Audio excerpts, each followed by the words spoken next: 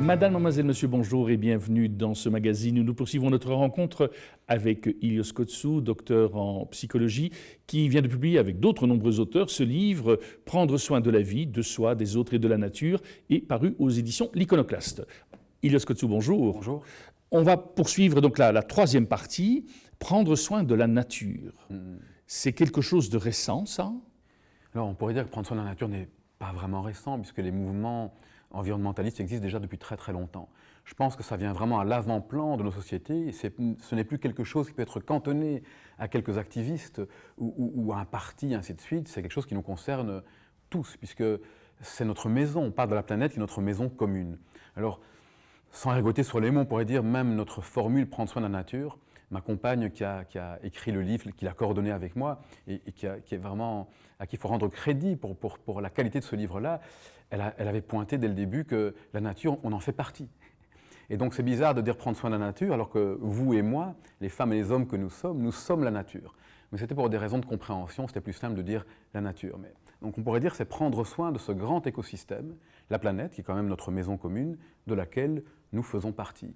Et nous oublions bien souvent que nous sommes en lien avec elle. En faisant partie, on est en lien avec elle et que tout ce qu'on fait à la planète, quelque part, on le fait à notre propre maison. On a tendance parfois à l'oublier, comme s'il y avait une séparation entre nous les humains, un peu le sommet de la pyramide, qui nous donnons le droit d'exploiter de tout ce que nous voulons sur le reste de la planète, sans nous rendre compte, d'une part, qu'il y a là un ensemble de vivants. Donc c'est du vivant qu'on abîme parfois, et d'autre part qu'en plus on abîme une partie de notre propre maison, ce qui n'a pas vraiment beaucoup de sens. Dans cette idée-là, vous dites, Vercors, il avait publié un roman, Les animaux dénaturés, et dans ce roman, il disait, voilà, les animaux font un avec la nature, l'homme, il fait deux, puisque l'homme, il interroge la nature, et c'est la raison pour laquelle l'être humain sont des animaux dénaturés. Est-ce que vous rejoignez cette perspective de cet auteur ? Je ne suis peut-être pas un assez grand philosophe pour pouvoir répondre à ça.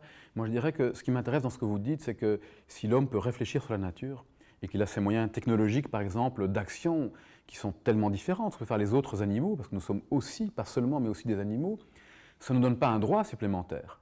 Ça nous donne une responsabilité supplémentaire. Alors là, je serais d'accord de dire, peut-être que la place particulière de l'être humain, du fait de son système cognitif, de son intelligence si importante, lui donne une plus grande responsabilité envers toutes les autres espèces. Et donc, nous ne sommes qu'une espèce parmi tellement d'autres qui sont essentielles.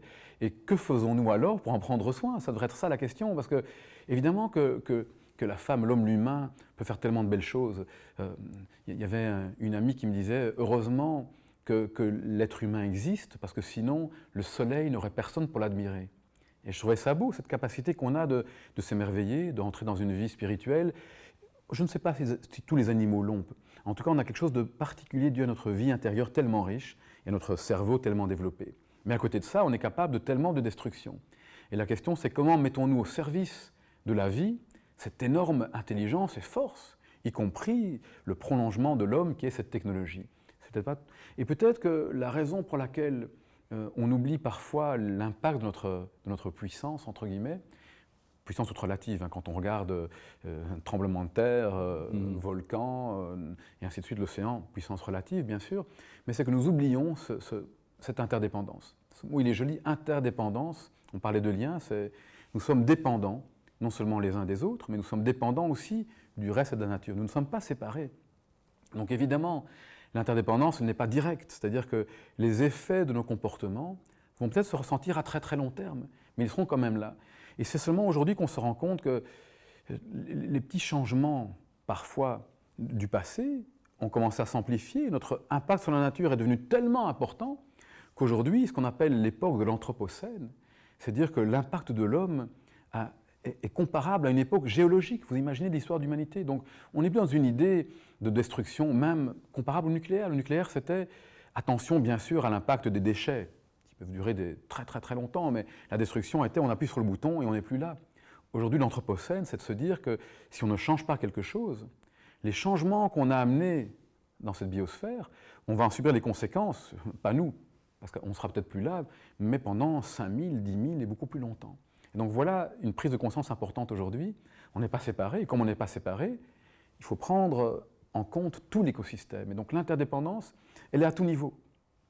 Regardez, vous et moi, on est assis ici, on peut avoir l'impression qu'il y a Philippe et Hélios, et oublier qu'en réalité, il y a beaucoup plus en nous d'ADN non Philippe et non Hélios que d'ADN Philippe et Hélios. Et donc notre ADN est en énorme majorité constitué de l'ADN de quoi? De toute cette faune, on va dire, qui vit dans nos intestins. Et donc c'est vraiment, c'est une donnée scientifique, hein. Aujourd'hui on sait qu'il y a 90 et quelques % d'ADN chez nous, qui est l'ADN de toutes ces millions de bactéries qui nous colonisent. Alors une vision plutôt naïve que j'avais avant, quand on m'a raconté ça m'a vraiment étonné, c'est de se dire, tiens, on est comme un hôtel, et là on a les habitants de l'hôtel qu'il faut nourrir et bien les traiter, sinon ils ne vont pas prendre soin de cet hôtel. Non, c'est pas ça. On est une planète entière nous-mêmes, avec tous ces millions de bactéries, et il y a une interaction très subtile entre ça, et si on n'en prend pas soin, eh bien on ne vivra pas très longtemps. Et donc il y a nous et les bactéries, et puis il y a nous et les autres, nous et les plantes, nous et les autres qu'humains, nous et l'ensemble de l'univers. Et je trouve que cette prise de conscience de l'interdépendance nous amène à quoi? À prendre soin de l'écosystème, non plus dans une visée uniquement utilitariste. Il faut que je prenne soin de la planète, sinon je vais mourir parce que la planète ne sera plus là pour moi. Mais je prends soin de la planète parce que je suis touché par ce lien au vivant. Dans cette idée-là, les concepts d'empathie, compassion, bienveillance, comment est-ce que vous les articulez par rapport à la nature? C'est une très bonne question.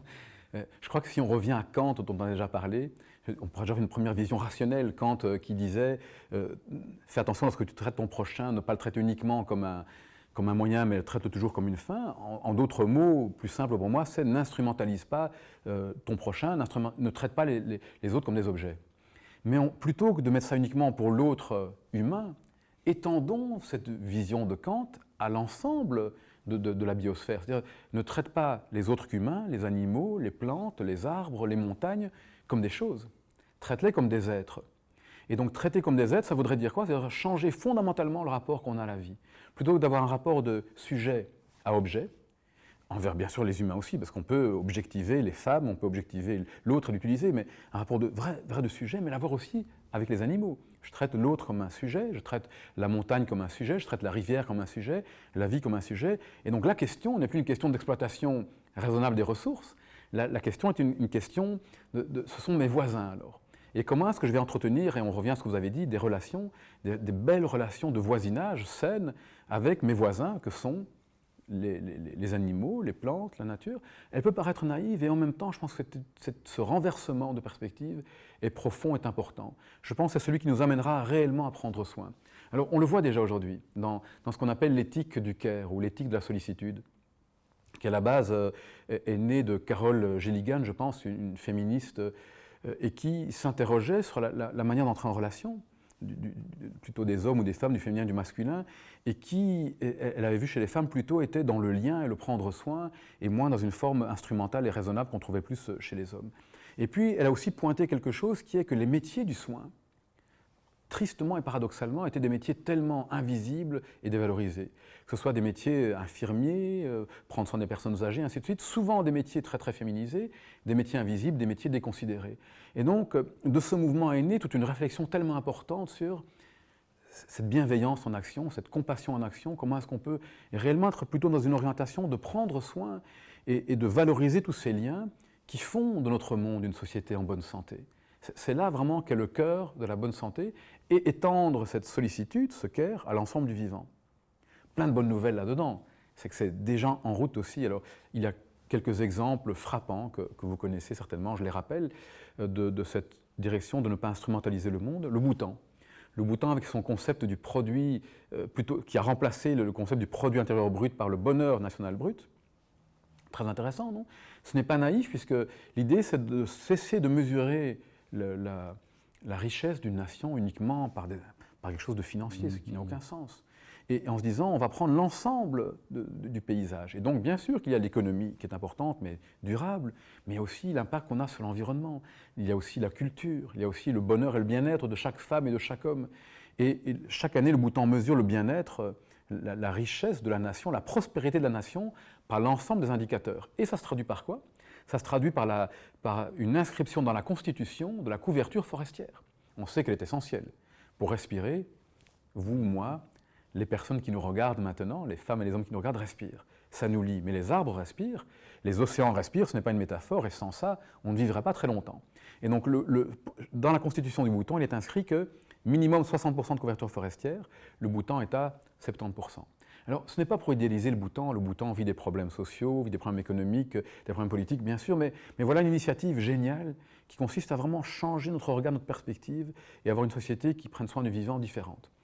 Au Bhoutan, on considère les montagnes comme étant des sujets, et donc on en prend soin, bien évidemment, différemment. Alors, autre exemple frappant, en Nouvelle-Zélande, un fleuve, Wanganui, qui 290 km, qui était en mauvais état, et qui a reçu un statut juridique, donc c'est quelqu'un qui a une personnalité, et qui peut donc, il y a des personnes qui sont portées en justice au nom du fleuve, et qui ont gagné, et donc le fleuve a reçu une certaine somme que les habitants qui sont autour vont pouvoir utiliser pour le remettre en état. Donc voilà de nouveau, considérer le fleuve comme étant un sujet. Plein d'autres exemples. Dans la constitution de pays d'Amérique du Sud, comme l'Équateur, on a inscrit les droits de la Pachamama, de la terre-mère.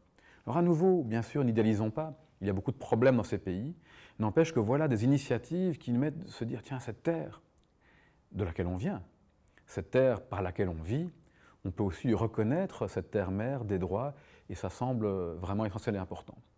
Une autre perspective, c'est les générations futures, pour terminer là-dessus, et de se dire, notre vision à court terme fait qu'on oublie d'étendre parfois notre compassion, bien sûr de manière spatiale à toute la vie, mais de manière temporelle, on oublie les générations futures qui viendront. Quel impact on a sur elles? Et si on se base sur des traditions qui étaient plus sages que les nôtres, les Iroquois, eux, chaque fois qu'ils prenaient une décision, le Conseil des sages venait et on convoquait quoi? La 7e génération. Et on regardait sa décision prise maintenant, quel impact elle avait sur la 7e génération. Et à nouveau, pour souligner le positif de ce qui arrive déjà, au Pays de Galles, en 2015, le, je pense, Wellbeing Generation Act dit qu'il faut considérer les générations futures. Et un dernier élément, parce qu'il me semble important, c'est, je pense en Nouvelle-Zélande aussi, que la Première ministre, une jeune femme, elle a décidé que toutes les actions de son gouvernement seraient évaluées et mises en place par rapport au bien-être. On peut penser aussi à cette jeune femme Première ministre de Finlande. À nouveau, quel bel exemple où elle se dit l'écologie et le bien-être vont être les points cardinaux de ma politique. Et donc voilà un monde, je pense, dans lequel on a besoin d'agir vers la compassion, mais où tellement de choses sont déjà en route. Et je terminerai avec Etty Le Soum, qui est une personne que j'aime vraiment, vraiment beaucoup, et qui disait, je ne le dis pas de manière, je ne le cite pas mot à mot, mais qui disait que notre unique obligation morale, dans ce sens-là, c'était de cultiver en nous un état de paix, pour que cette paix ensuite puisse irradier dans le monde, qu'on puisse en prendre soin. Ilias Kotsou, merci beaucoup. Nous arrivons au terme de notre magazine. Merci de nous avoir accompagnés jusqu'ici. Au nom de toute l'équipe qui l'a préparé, il ne me reste qu'à vous souhaiter une excellente journée et je vous dis d'ores et déjà à très bientôt.